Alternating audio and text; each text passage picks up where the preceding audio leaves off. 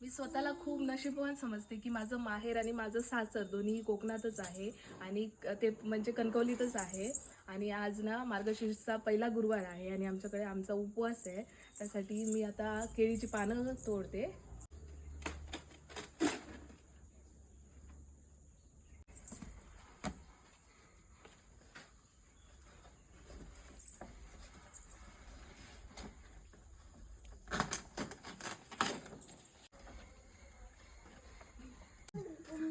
केळीला मस्त घड आलाय.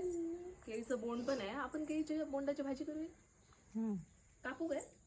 असं पुश असं पुश. होय. काकीला कोण मदत करते? भिजवायला मी पाणी नाही पकडायचं. असं असं कर असं कर. असं पुश असं पुश धू. बस बस बस भिजायला बस.